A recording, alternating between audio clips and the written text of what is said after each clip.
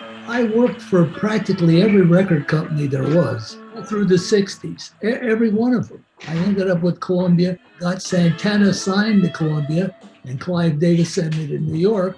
But in the meantime, I was going to the Filmore West practically every week to see somebody. Rich talks about Bill Graham. He was a tough cookie. In fact, I wish I had the letter that I had written to Clive knocking Bill Graham. When I first started going there as a promotion man, they wouldn't let me go backstage. They wouldn't let me anywhere near the backstage area. And so I wrote this scathing letter to Clive Davis saying, this guy is a terrific promoter, but he treats promotion people like dirt. The new branch manager, Stan Snyder, who had come from the East Coast, he lived in Greenwich, really one of my best friends. He read the letter and he said to me, you know what, Richard?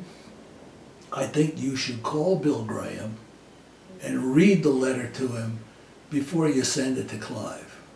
Boy, was that smart. I was so pissed off I didn't really think about that. So I did. And the secretary said, well, what is this in? I said, I've just written a letter and I'm writing it to Clive Davis and I'm bitching about your boss.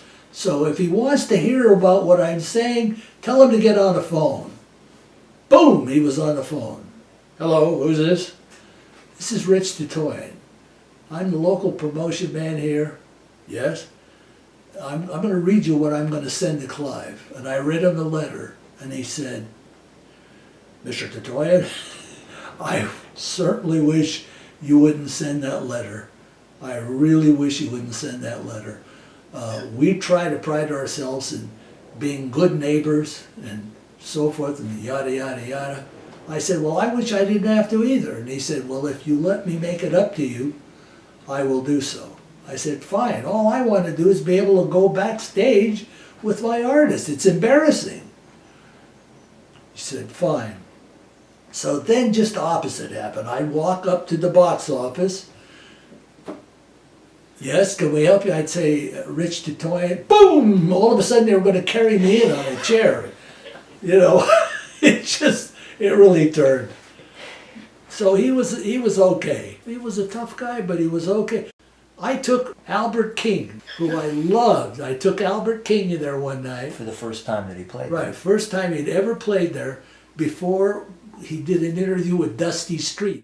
Beautiful friend of mine. Dusty said, I'm going to interview Albert. So she did, and he fell in love with her. Who wouldn't?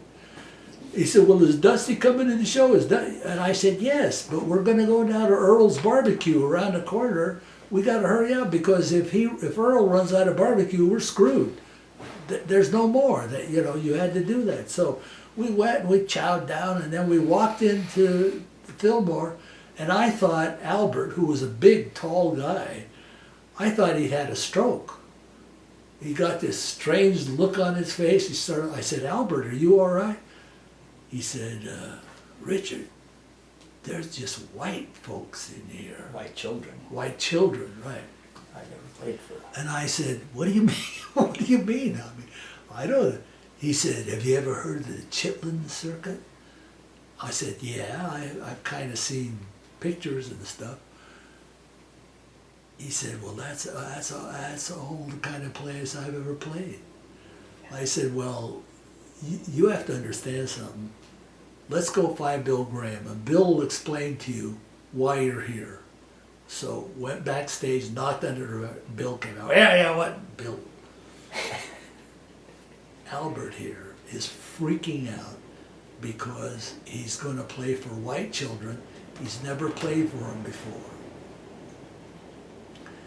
Oh, really? So he put his arm around Albert.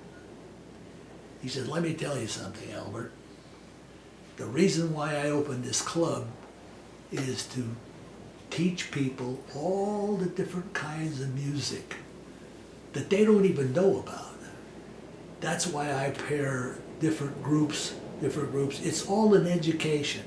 And he said, as far as you're concerned, the Grateful Dead, Eric Clapton, all the great guitar players have all said, we ain't shit, you gotta get Albert King.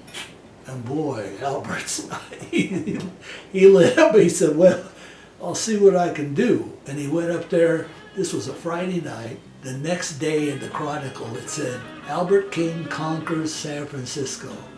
And he recorded every single one of his albums after that at the Filmore. That became his home.